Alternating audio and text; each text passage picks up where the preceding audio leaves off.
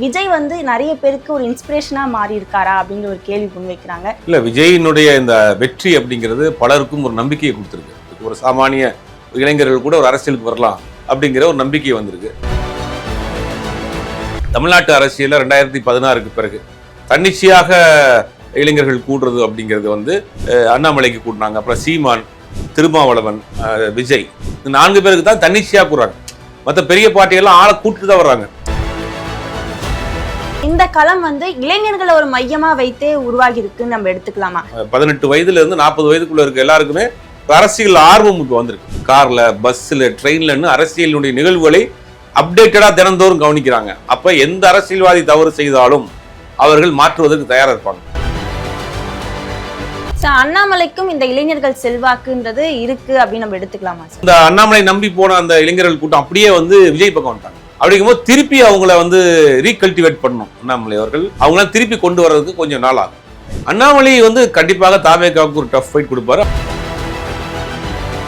எல்லாரோட டார்கெட் இப்ப விஜயா நிக்கிறாங்க. ஆமாங்க, யாருமே எதிர்பார்க்கல. அவங்க பல கோடிகளை கொட்டி இருக்கிறாங்க. மின்வெட்டு பிரச்சனைங்கிறது போன மாசம் வரைக்கும் ஏன் இல்ல, இந்த மாசம் ஏன் இருக்கு?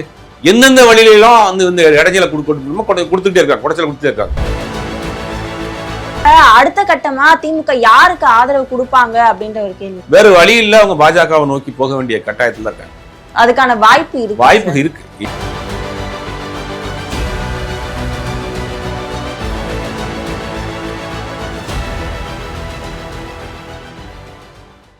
C7 வாய்ஸ் நேயர்களுக்கு வணக்கம். இன்றைய நேர்காணலில் நம்மோடு இணைந்திருக்கிறார் ஜேர்னலிஸ்ட் சுபைர் அவர்கள். வணக்கம் சார். சார், அரசியல் களத்துல தினம் தினம் ஒரு மிகப்பெரிய மாற்றங்கள் நடந்துட்டு வருது. அரசியலுக்கு யார் வேணாலும் வரலாம் அப்படின்ற மாதிரி விஜய் வந்து நிறைய பேருக்கு ஒரு இன்ஸ்பிரேஷனா மாறி இருக்காரா அப்படிங்கிற ஒரு கேள்வி முன்வைக்கிறாங்க. எதனால அப்படின்னா, இப்ப அண்ணாமலை கட்சி தொடங்குறாரு. ஆனா ஆரம்பத்திலேயே அவர் வந்து கட்சி தொடங்க போறாரு அப்படின்னு நிறைய விமர்சனங்கள் வந்தாலும் இப்ப அவர் கட்சி தொடங்கி இருக்காரு. நம்ம அதை எப்படி எடுத்துக்கிறது? இல்லை, விஜயினுடைய இந்த வெற்றி அப்படிங்கிறது பலருக்கும் ஒரு நம்பிக்கையை கொடுத்துருக்கு. ஒரு கட்டமைப்பு தேவையில்லை, பெருசாக பணம் தேவையில்லை. அதை வந்து மக்கள் ஏற்றுக்கிட்டாங்கன்னா எந்த விதமான அதுக்கு ஒரு கட்டமைப்பும் தேவையில்லை அப்படிங்கிறதுக்கு ஒரு ப்ரூஃப் பண்ணியிருக்காங்க. அப்படிங்கும்போது பலருக்கும் ஒரு நம்பிக்கையை கொடுத்துருக்கு. ஒரு சாமானிய இளைஞர்கள் கூட ஒரு அரசியலுக்கு வரலாம், அவர்களுக்கான ஒரு வாய்ப்பை மக்களுக்கு நினைச்சானா கொடுத்துருவாங்க அப்படிங்கிற ஒரு நம்பிக்கை வந்திருக்கு. அண்ணாமலையை பொறுத்த வரைக்கும் அவர் பிஜேபியில் ட்ராவல் பண்ணவர், பிஜேபியில் இருந்தார். அப்புறம் பிஜேபியில் இருக்கக்கூடிய கருத்து வேறுபாடு பட்டு கொஞ்சம் அமைதியாக இருந்தார். இப்போ முழுவதுமாக வெளியில் வந்து அவர் கட்சி தொடங்குறதுக்கான வேலையை செஞ்சுருக்கார். அண்ணாமலையை பொறுத்த வரைக்கும் அவர் நாடாளுமன்ற தேர்தல் 2024 நாடாளுமன்ற தேர்தலுக்கு பிறகே கட்சியிலிருந்து கொஞ்சம் ஒதுங்கியே தான் இருந்தார். ஒருவேளை அவர் இந்த தேர்தலில் 2026 தேர்தலில் அவர் தனி கட்சி ஆரம்பித்து போட்டி போட்டிருந்தாருன்னா ஒரு வலுவான ஒரு ஃபைட் கொடுக்கக்கூடிய ஒரு பார்ட்டியாக இருந்திருக்கும். ஏன்னா தமிழ்நாட்டு அரசியலில் 2016க்கு பிறகு தன்னிச்சையாக இளைஞர்கள் கூடுறது அப்படிங்கிறது வந்து ஒன்று வந்து அண்ணாமலைக்கு கூட்டினாங்க. அப்புறம் சீமான், திருமாவளவன், அப்புறம் விஜய், இந்த 4 பேருக்கு தான் தன்னிச்சையாக கூடுறாங்க. மற்ற பெரிய பார்ட்டியெல்லாம் ஆளை கூட்டிட்டு தான் வர்றாங்க. காசை கூட்டு வந்து தான் கூட்டத்தை கட்டுறாங்க ஒழிய இவங்க 4 பேருக்கு மட்டும்தான் கூட்டம் வந்து தன்னிச்சையாக சேருது. அண்ணன் திருமாவளவன் அவர்கள் நைட்டு போய் எங்கே போய் நின்னாலுமே அவங்க கட்சி தொண்டர்கள் விடிய கூட திரள்றாங்க. அதெல்லாம் நம்ம பார்க்குறோம். அதே மாதிரி சீமான் போனாருன்னா அவருக்கு பார்க்குறதுக்கான ஒரு கூட்டம் திரள்றாங்க. அண்ணாமலைக்கு ஒரு பெரிய ஒரு இளைஞர்கள் கூட்டமாக பாஜகவில் வந்து சேர்ந்தாங்க. அப்புறம் விஜய் பார்த்தோம், நமக்கு தெரிய வேணாம், மிகப்பெரிய ஒரு கூட்டம் சேர்ந்துச்சு. இன்றைக்கி ஆட்சியாகவே மாற்றக்கூடிய அளவுக்கு ஒரு பெரிய விஷயம் வந்துருச்சு. அப்படிங்கும்போது இது வந்து இந்த கூட்டம் இதெல்லாம் வந்து நமக்கு ஓட்டாக மாறுமா அப்படின்னு ஒரு சந்தேகம் இருந்தது. எல்லாம் ஓட்டாக மாறிடுச்சு. இன்றைக்கி ஒரு ஆட்சி மாற்றமே ஏற்பட்டுருச்சு. அப்படிங்கும்போது பலரும் இன்றைக்கி தமிழ்நாட்டில் அரசியலுக்கு இது வந்து ஒரு ஒரு வழிவிடுற மாதிரியான விஷயம் இருக்குது. நிறைய பேர் வரப்போகிறாங்க, புதிய இளைஞர்கள் நிறையா வர்றதுக்கான ஒரு நம்பிக்கையை கொடுத்துருக்கு. இந்த களம் வந்து இளைஞர்களை ஒரு மையமா வைத்தே உருவாகி இருக்குன்னு நம்ம எடுத்துக்கலாமா? ஏன்னா ஆரம்பத்துல அரசியல்ன்றது இளைஞர்கள் அதிகமா கவனம் இல்லை. ஆனா இப்ப ஒரு ஜென்சி வந்திருக்கு. ஜென்சியை டார்கெட் பண்ணி அரசியல்வாதிகளும் முன்னெடுத்து பேச்சுகளா இருக்கட்டும், இப்ப ஜென்சியை டார்கெட் பண்ணி சோசியல் மீடியால அரசியல் பண்றதா இருக்கட்டும், இப்ப மொத்தமாவே இளைஞர்களை மையமா வச்சு திரும்பி இருக்கு அப்படின்னு எடுத்துக்கலாம். எப்பயுமே அரசியல் களம்ங்கிறது இளைஞர்களுக்கான களம் தான். அண்ணாவே எனக்கு அப்படிதான் பண்ணார். அண்ணா முதலமைச்சராக இருந்த காலகட்டங்களில் அவர் அமைச்சரவையில் இருந்தவங்க எல்லாருமே 30 வயசுக்குள்ள இருக்க ஆட்கள், 30 வயசு 32 வயசுக்குள்ள இருக்க ஆட்கள். கலைஞர் 35 வயசுல முதலமைச்சராக. அது மாதிரி எப்பயுமே அரசியல் வந்து இளைஞர்களுக்கான களம் தான். அது மாணவர் தேர்தலாக இருக்கட்டும், கல்லூரியில் நடக்கக்கூடிய தேர்தலாக இருக்கட்டும், இளைஞர்கள் ஆர்வமாக தான் இருந்தாங்க. இந்த 2016க்கு பிறகு கலைஞருடைய மறைவு, ஜெயலலிதா அவருடைய மறைவுக்கு பிறகு அரசியல் ஒரு பெரிய ஒரு கேப் விழுந்துச்சு. ஆர்வம் இல்லாமல் போயிட்டாங்க. அவங்களுக்கு பெருசாக அரசியலை கவனிக்கிறது இல்லை. ஆனால் இப்போ என்னென்னா ஒரு புதிய ஆட்கள் உள்ளே வர்றாங்க, இளைஞர்கள் உள்ளே வர்றாங்க போது அவங்க பக்கம் அரசியல் போகுது. இப்போ எல்லா அரசியல்வாதிகளுமே இப்போ அவர்களை நோக்கி போகிறாங்க. நான் ஜென்சியை மட்டும் சொல்லலை. நான் ஜென்சிக்கு தலைமுறையினாக இருந்தாலும் சரி, 40 வயதுக்குள்ளே இருக்கவங்க, 18 வயதுலேருந்து 40 வயதுக்குள்ளே இருக்க எல்லாருக்குமே ஒரு அரசியல் ஆர்வம் இப்போ வந்திருக்கு. ஏதாவது நம்ம பண்ணணும், சொசைட்டிக்கு ஏதாவது பண்ணணும், ஒரு நேர்மையான ஒரு அரசியல் பண்ணணும், அரசியல்வாதினாலே இப்படி தான் இருப்பாங்க அப்படிங்கிற ஒரு பார்வை இருந்துச்சு. இனி வந்து அதை மாற்றணும்பாங்க. இனி எந்த அரசியல்வாதியாக இருந்தாலும் சரி, எந்த அரசு வந்தாலும் சரி, பெருசாக வந்து ஒரு நல்லது செய்யலைன்னா அவங்க தூக்கி போட்டுருவாங்க. ஏன்னா அந்தளவுக்கு இன்றைக்கி வந்து அவங்க அரசியல் ரொம்ப சார்பாக பார்க்க ஆரம்பிச்சிருக்காங்க. இங்கே அதான் நம்ம முக்கியமாக பார்க்கணும். இது வரைக்கும் அரசியல்வாதி என்ன வேணாலும் பண்ணிட்டு போங்க அப்படின்னு கவனிக்காமல் இருந்தாங்க. இப்போ அரசியலை மிக நுணுக்கமாக கவனிக்கிறாங்க. டீ கடையில், ரோட்டில், காரில், பஸ்ஸில், ட்ரெயின்லன்னு அரசியலுடைய நிகழ்வுகளை அப்டேட்டடாக தினந்தோறும் கவனிக்கிறாங்க. அப்போ எந்த அரசியல்வாதி தவறு செய்தாலும் அவர்கள் மாற்றுவதற்கு தயாராக இருப்பாங்க. அப்போ இனி வரக்கூடிய அரசியல் கட்சிகளும் சரி, அரசியல்வாதிகளும் சரி, ரொம்ப கவனமாக இருக்க வேண்டிய காலகட்டம். இளைஞர்கள் அரசியலை கூர்ந்து கவனிக்க ஆரம்பிச்சிட்டாங்க. அதை நம்ம முக்கியமாக பார்க்க வேண்டியது. உண்மையிலே அது வரவேற்கத்தக்க விஷயம். இளைஞர்கள் தான் ஒரு இந்த நாட்டினுடைய பில்லர். அடுத்த தலைமுறை இவங்க தான் கொண்டு போக போகிறாங்க. அப்படிங்கும்போது அவர்களுக்கு ஒரு சமூக அக்கறை, சமூக பொறுப்பு, அரசியல் பார்வை வந்திருக்குது. உண்மையிலே வரவேற்கத்தக்க விஷயம் தான் அது. சார், அண்ணாமலைக்கும் இந்த இளைஞர்கள் செல்வாக்குன்றது இருக்கு அப்படின்னு நம்ம எடுத்துக்கலாமா சார்? இல்லை, இருக்குது. அவருக்குமான ஒரு கூட்டம் இருக்குது. அதாவது 4.5%, 5% இருந்த பாஜகவை 11% வரை கொண்டு போய் சேர்த்தது வந்து அண்ணாமலை தான். அண்ணாமலையினுடைய அந்த வீரிய, அந்த ஒரு ஆக்ரோஷமான அந்த பேச்சு ஸ்பீடு, ஆளும் கட்சியை எதிர்த்து போல்டாக பேசின விஷயங்கள் எல்லாமே அண்ணாமலையை ரசித்து ஒரு கூட்டம் சேர்ந்தாங்க. பட் அண்ணாமலை வந்து அவரை ஆஃப் பண்ணப்பட்டதுக்கு பிறகு அவர் அந்த அண்ணாமலை நம்பி போன அந்த இளைஞர்கள் கூட்டம் அப்படியே வந்து விஜய் பக்கம் வந்துட்டாங்க. இந்த முறை பலரும் வந்து விஜய்க்காக வாக்களிச்சிருக்கிறாங்க. அவங்களே சொல்கிறாங்க, பல பேர் விஜய்க்காக வாக்களிச்சிருக்காங்க. அந்த கட்சியிலையும் பல பேர் போய் சேர்ந்தாங்க. அப்படிங்கும்போது திருப்பி அவங்கள வந்து ரீகல்டிவேட் பண்ணணும். அண்ணாமலை அவர்கள் அவர் உருவாக்கி வச்சிருந்த அந்த கூட்டம் வந்து வேறு வேறு பக்கம் போயிட்டாங்க. அவங்களாம் திருப்பி கொண்டு வர்றதுக்கு கொஞ்சம் நாள் ஆகும்.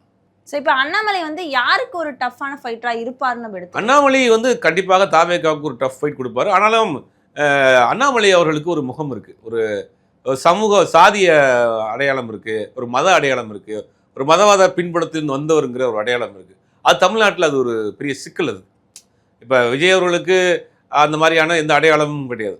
ஆனால் இவர் பாஜகவில் ட்ராவல் பண்ணிட்டு வர்றாரு. இன்றைக்கும் என்னுடைய தலைவர் வந்து பிரதமர் தான், மோடி தான் சொல்கிறாரு. அமித்ஷாவை பார்த்துட்டு வந்து தான் கட்சியை இயக்கமே தொடங்குறாரு. அப்படிங்கும்போது இவர் மீது அந்த பார்வை இருக்குது. இப்போ நம்மளே கூட நினச்சோம் 2-3 நாளில் எப்படி ஒரு 50 லட்சம் பேர் மெம்பர்ஷிப் கூடிரும் அப்படின்னு பார்க்குறப்ப அது கொஞ்சம் அப்படியே மந்தமாக தான் இருக்குது. பெருசு எதிர்பார்த்த அளவுக்கு ஒன்றும் ஒரு பெரிய எழுச்சி இல்லாமல் இருக்குது. அதுக்கு முக்கிய காரணம் வந்து இவருக்கான அந்த ஒரு அடையாளம் இருக்குது. இவர் வந்து ஒரு ஒரு மாதிரி செக்குலர் பாலிடிக்ஸ் கிடையாது. இவர் வந்து ஒரு மதவாத அரசியல் தான் பண்ண போகிறாரு அப்படின்னு சொல்கிறப்ப அது தமிழ்நாட்டில் அந்த அரசியல் பெருசாக எடுபடாது. இவர் வந்து நம்ம அப்துல் கலாம் அவருடைய பேரில் நான் ஒரு அறக்கட்டளை ஆரம்பிக்கிறேன் அப்படி இப்படின்னு ஒரு சொன்னாலும் கூட அந்த நம்பகத்தன்மை வருவதற்கு நாளாகும். அதை இவருடைய செயல்பாடு தான் அதை முறியடிக்கணும். ஆனால் கண்டிப்பாக வந்து இப்போ பாஜக தமிழ்நாட்டில் கால் ஊன முடியாது அப்படின்ற ஒரு கட்டத்தில் தான் அண்ணாமலை வந்து அதை மாற்றா கட்சி ஆரம்பிக்கிறாரு அப்படின்ற விமர்சனங்களை இல்லை, அது ஏறக்குறைய அப்படித்தான் நான் பார்க்க வேண்டியதாக இருக்குது. இப்போ அந்த கட்சியில் ட்ராவல் பண்ணுறாரு, கட்சி ஆரம்பிக்கிறதுக்கு போகிறோம்னா டெல்லியில் போய் ஒரு வாரம் இருந்துட்டு எல்லா தலைவர்களையும் பார்த்துட்டு வந்து இங்கே ஒரு இயக்கம் ஆரம்பிக்கிறாருங்கும் போது பாஜக தான் இவரை இயக்குது. பாஜகவுடைய இன்னொரு வெர்ஷனு எப்படி வாஜ்பாய் அவர்களை பார்த்தா ஒரு சாஃப்ட் இந்துத்துவ பாலிடிக்ஸ் பண்ணுவார். அந்த மாதிரியான ஒரு இப்போ லேட்டஸ்ட் தமிழ்நாட்டுக்கு இந்த அரசியல் நேரடியான பாஜக அரசியல் தமிழ்நாட்டில் எடுபட மாட்டேங்குது. கடந்த 13 வருஷம் நம்மளும் ட்ரை பண்ணி பார்த்துட்டோம், பெருசாக ஒன்றும் எடுபடலை. அப்போ ஒரு சாஃப்டான ஒரு இந்துத்துவ அரசியல் பண்ணி பார்ப்போம் அப்படிங்கும்போது அதில் இன்னொரு விஷயங்கள் பார்க்க வேண்டியது. இப்போ இன்றைக்கி அமைஞ்சிருக்கக்கூடிய விஜய் தலைமையிலான அரசு வந்து ஒரு எஸ்சி எஸ்டி மைனாரிட்டி கவர்மெண்ட். அது இந்த பாப்புலேஷனுக்கு அதிகமான அங்கே இது இருக்குது அங்கே. அப்படிங்கும் போது பிசி எம்பிசி அரசியலை இவர் எடுப்பார். அதை வந்து ஒரு ப்ராப்பரான பிளான் பண்ணியே தான் அவங்க கொண்டு வர்றாங்க.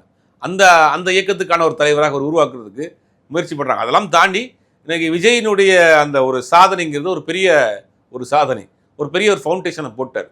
அதை வந்து அவர் மேலே உள்ள அந்த ஒரு வெளிச்சம், இன்றைக்கி முதலமைச்சரான விஷயம், சினிமா ஒரு வெளிச்சம் எல்லாம் சேர்ந்து அவரை வீழ்த்துறது கொஞ்சம் கஷ்டம். ஆனால் முயற்சி பண்ணுவாங்க. பார்த்தீங்கன்னா இந்த ஆட்சி அமைஞ்சதுக்கு பிறகு தொடர்ந்து வலதுசாரி சித்தாந்தத்தில் உள்ளவர்கள், ஆதரவாளர்கள் இந்த அரசாங்கத்தை நோக்கி தினந்தோறும் ஒன்று கிளப்பி விட்டுறாங்க. நேற்று கூட அந்த அமைச்சராக இருக்கக்கூடிய ஒரு அமைச்சருடைய உறவினர்னு யாரோ ஒருத்தருடைய பேர் சொல்கிறாங்க. அப்போ தினந்தோறும் இந்த அரசுக்கு குடைச்சல் கொடுக்க ஆரம்பிச்சாங்க. என்னென்னா சாமானிய ஒடுக்கப்பட்ட விளிம்பு நிலையில் இருந்த ஒரு இளைஞர்கள், எந்த பின்புலம் இல்லாத இளைஞர்கள் இன்றைக்கி இந்த அரசியல் அதிகாரத்தில் உட்காந்துருக்கிறான். அது அவங்களாம் ஏற்றுக்கிற முடியல. சாமானிய வீட்டு பையன், அவன் வந்து அரசியல் ரீதியாகவும் சரி, சாதிய ரீதியாகவும் சரி, பொருளாதார ரீதியாகவும் சரி பின்தங்கி இருக்கக்கூடிய ஒருத்தனுக்கு இன்னைக்கு தமிழ்நாட்டில் ஒரு அமைச்சரவையில் இருக்கிறான், அது பெரும்பான்மையில் இருக்கிறாங்க, ஒரு அதிகாரத்தில் இருக்கிறாங்கிறது அவங்களால ஏற்றுக்கவே முடியல. அப்போ இந்த அரசாங்கம் வந்து இந்த இவங்களெல்லாம் ஒன்று சேர்த்த ஒரு அரசாங்கமாக இருக்குது அப்படிங்கிறது அவங்க வந்து கண்ணை உறுத்த ஆரம்பிக்குது. தினந்தோறும் ஒரு பிரச்சனையை கிளப்புறாங்க. இப்போ இது திமுக சைட்லேருந்து திமுக சார்பில் திமுக, அதிமுக, வலதுசாரி இவங்க எல்லாம் சேர்ந்து இந்த அரசாங்கத்திற்கு ரொம்ப ஒரு நெருக்கடியை கொடுக்க நாளும் ஒரு பிரச்சனையை கிளப்பிட்டே தான் இருக்கிறாங்க. இப்போ நேற்று 2 நாளாக ஓடிட்டு இருக்கோம். ஜான் பிரிட்டோன் அப்படிங்கிற ஒருத்தரை வந்து கைது பண்ணியிருக்கிறாங்க. அவர் வந்து இன்னைக்கு இருக்கக்கூடிய ஆதவர்ஜினாவுடைய மாமியாருடைய தம்பின்னு ஒரு விஷயத்தை கிளப்புறாங்க. அவர் பத்திரிகையாளர் சந்திச்சு நான் இல்லைன்னு பேட்டியை கொடுக்குறாரு. அப்போ என்ன மாதிரியான அதை கிளப்பினது யாருன்னு பார்க்கணும். அதை வந்து வலதுசாரி ஆதரவாளர்கள் தான் கிளப்புறாங்க. அது திமுக, அதிமுக அதை கேரி பண்ணி போகுது. இதெல்லாம் அப்படி தொடர்ந்து தொட்டு பார்க்குறப்ப இவர்கள் எல்லாம் ஒன்று சேர்ந்து இந்த அரசாங்கத்தின் மேலே குறி வச்சிருக்கிறாங்கிற மாதிரி தான் தெரியுது. எல்லாரோட டார்கெட் இப்போ விஜயா நிற்கிறாங்க. ஆமாங்க, யாருமே எதிர்பார்க்கல. அவங்க பல கோடிகளை கொட்டி இருக்கிறாங்க. எங்கள்கிட்ட கட்டமைப்பு இருக்கிறாங்க, இத்தனை கட்சி கூட்டணி இருக்குன்னாங்க, நாங்கள் தான் ஆட்சி அதிகாரத்துக்கு வருவோம், உங்களுக்கு அரசியல் என்ன தெரியும், நீங்களாம் சின்ன பசங்க அப்படின்னு சொல்லிட்டு அவங்க அந்த ஒரு உலகத்தில் இருந்தாங்க. அதையெல்லாம் இந்த மக்கள் தூக்கி போட்டு உடச்சி இன்னைக்கு வந்து ஒரு மாற்றத்தை கொடுத்துருக்குறாங்க. அப்படிங்கும் போது அவரால் ஏற்றுக்கொள்ள முடியல, டைஜஸ்ட் பண்ணிக்கிற முடியல. அப்போ ஏதாவது ஒரு வழியில் பண்ணுறாங்க. இப்போ மின்வெட்டு பிரச்சனை இருக்குது. மின்வெட்டு பிரச்சனைங்கிறது போன மாதம் வரைக்கும் ஏன் இல்லை, இந்த மாதம் ஏன் இருக்குது?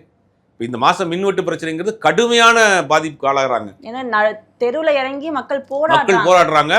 அது சென்னை மாதிரியான இடங்கள்ல ஒரு அப்பார்ட்மெண்ட்டில் இருக்கிறவங்க மின்சாரம் இல்லாமல் இருக்க முடியாது, 5 நிமிஷம் கூட இருக்க முடியாது. குழந்தைகளை வச்சுக்கிட்டு, வயசானவங்களை வச்சுக்கிட்டு உண்மையிலே மிகப்பெரிய ஒரு வேதனை. அவங்க ரோட்டில் இறங்கி போராடுறாங்க. இப்போ இது என்ன நடக்குது அப்படின்னு பார்க்குறப்ப இது வந்து சம்மர் டைமு, அதிகப்படியான மின் தேவை இருக்குது. அது அதிகப்படியான மின் தேவை யூஸ் பண்ணுறப்ப என்ன ஆகுதுன்னா டிரான்ஸ்ஃபார்மர் உட்காருது. கிட்டத்தட்ட 15,000 போஸ்டிங் இது வரைக்கும் போடாமல் இருக்காங்க. இப்போ என்ன ஆச்சுன்னா இந்த கவர்மெண்ட் வந்து டேக் ஓவர் பண்ணதுக்கு பிறகு அங்கே பலரும் ஒத்துழைக்க மாட்டேங்கிறாங்க. உண்மையை விசாரிக்கிறப்ப ஏதோ சொல்கிறாங்க, அங்கே இருக்கக்கூடிய பலர் வந்து இவங்களோட ஒத்துழைக்க மாட்டேங்கிறாங்க. அரசாங்கத்துக்கு கெட்ட பேர் வரணுன்னு இருக்கா, சில பேர் பண்ணிட்டு இருக்காங்க, சில பேரை வந்து சஸ்பெண்ட் பண்ண போகிறாங்க, சில ஆட்களை போட போகிறாங்க. எந்தெந்த வழியிலாம் வந்து இந்த இடைஞ்சலை கொடுத்துக்கிட்டே இருக்காங்க, குடைச்சலை கொடுத்துட்டே இருக்காங்க. ஆனால் இதில் பாதிக்கப்படுறது யாருன்னா அப்பாவி மக்கள் தான் பாதிக்கப்படுறாங்க.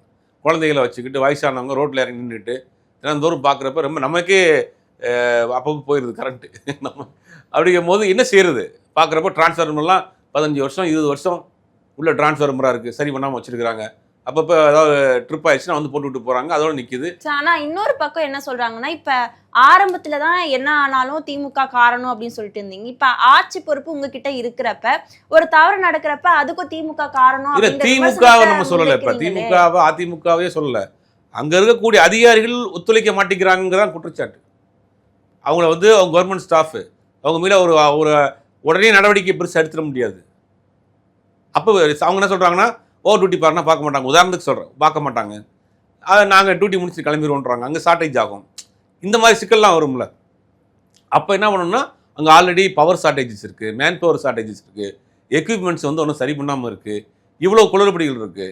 அங்கே இருக்கக்கூடிய பழைய கட்சி ஆட்கள்லாம் வந்து ஒத்துழைக்க மாட்டேங்கிறாங்க. அது ஏதாவது ஒரு சித்தாந்தத்தை இருப்பாங்க இல்லையா? இப்போ அவங்களுக்கெல்லாம் அடுத்தடுத்து ரீப்ளேஸ் பண்ணுறதுக்கு ஆட்களே புதுசாக ரெக்ரூட்மெண்ட் பண்ணணும். அதுக்கு தான் 15,000 பேர் எடுக்க போகிறாங்க. அதெல்லாம் போட்ட பிறகு தான் பண்ண முடியும். ஒட்டுமொத்தமாக இது வந்து மின்சார வாரியம் மட்டும் நமக்கு நடக்கிறதுனால தெரியுது.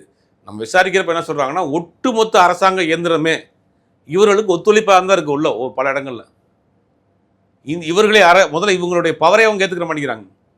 அரசு அலுவலகங்களுக்குள்ள சாதிய கட்டமைப்பு இருக்குது, நம்புவீங்களா நீங்கள்? அரசு அலுவலகத்துக்குள்ளே இருக்குது, தனித்தனியாக அவங்க குரூப்பாக இருக்கிறாங்க. இப்போ இதெல்லாம் ஒத்துக்கிற மாட்டேங்கிறாங்க. இவங்க வந்து பவரில் இருக்கிறாங்களா, சின்ன பையன் வந்து நம்மளை வந்து இது பண்ணுறதா அப்படின்ற அவங்களுக்குள்ள ஒரு ஈகோ. அதனால என்னென்னா எந்த அரசு உள்ளுக்குள்ளேயுமே சரியான கோஆர்டினேஷன் இவங்களுக்கு கிடையாது. இவங்களுக்கு முடிஞ்ச அளவுக்கு இவங்க சமாளிச்சுட்டு இருக்காங்க. இதெல்லாம் சரி பண்ணி உட்கார்றதுக்கு ஒரு 6 மாதம் ஆகும். இந்த மாதிரியான விஷயத்துல வந்து திமுக பேரும் சேர்ந்து அடிப்படுது அப்படின்னு நம்ம எடுத்துக்கலாம். அவங்க எதிர்கட்சியாக இருக்கிறவங்க அவங்க அரசியல் படம் தான் செய்வாங்க. ஆட்சிக்கு ஏதாவது பண்ணுறணும்னு பணத்தை செய்வாங்க. அது எல்லா எதிர்கட்சியும் செய்யக்கூடிய வேலை தான் திமுகவும் செய்யும், அதிமுக. திமுக மட்டும் அவர்களுக்கு எதிரி கிடையாது.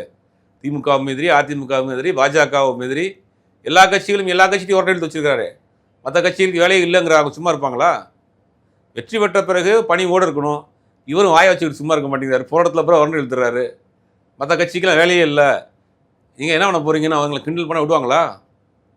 நமக்கு ஒரு மாற்றத்தை கொடுத்துருக்காங்க. ஒரு 50 வருஷத்துக்கு பிறகு ஒரு பெரிய மாற்றம் வந்திருக்குன்னா சரி நம்ம வந்து செயலில் காட்டணும். நம்ம மேடையில் ஏறிட்டு உங்களுக்கு வேலை இல்லை, உங்களுக்கு கட்சியே இல்லை அப்படின்னு சொல்கிறப்ப என்ன பண்ணுவாங்க, அவங்க திருப்பி பண்ண தான் செய்வாங்க. அப்புறம் புதுசாக வந்திருக்கோம்னா கொஞ்சம் நாளைக்கு ஸ்டடி பண்ணணும். இது எல்லா பிரச்சனையும் சரி பண்ணுற வரைக்கும் கொஞ்சம் அமைதியாக இருக்கணும். அது பேசுகிறது அவங்கள வந்து பண்ணத்தானே செய்வாங்க. Okay sir. ஆனா அதே மாதிரி தமிழகத்துல இந்த பாஜக எதிர்ப்புன்றது இப்பவும் உயிர்ப்போட இருக்குன்றதுனால தான் அண்ணாமலை வந்திருக்காருன்னு நம்ம எடுத்துக்கலாம். இப்ப அண்ணாமலை வந்துட்டாலும் அவர் வந்து பாஜகவை எப்படி எதிர்ப்பாரு அப்படின்னு ஒரு கேள்வி வருது. அதான் சொல்றாரு, திமுகவை எப்படி எதிர்ப்பணும், அதிமுகவை எப்படி எதிர்ப்பணும், தாவேக்காவை எப்படி எதிர்ப்பணும், அது மாதிரி தான் பாஜகவை எதிர்ப்பேன்னு சொல்றாரு. நாளைக்கு இவருடைய நிலைப்பாட்டில் என்னவா இருக்கணுங்கிறது போக போக தான் தெரியும். ஒரே நாடு ஒரே தேர்தலாக இருக்கட்டும், 3 மொழி கொள்கையில் அவர் சொல்றாரு 9ஆம் வகுப்பு வரை கொடுக்கக்கூடாது. மற்ற டீலிமிட்டேஷன் வருது. டீலிமிட்டேஷன் இவருடைய நிலைப்பாடு என்னவா இருக்கும் அப்படிங்கிறது அவர் ஒவ்வொரு இஷ்யூ பேஸில் அவர் எப்படி அட்ரஸ் பண்ணுறாருங்கிறத வச்சு தான் அவர் எக்ஸ்போஸ் ஆவார்.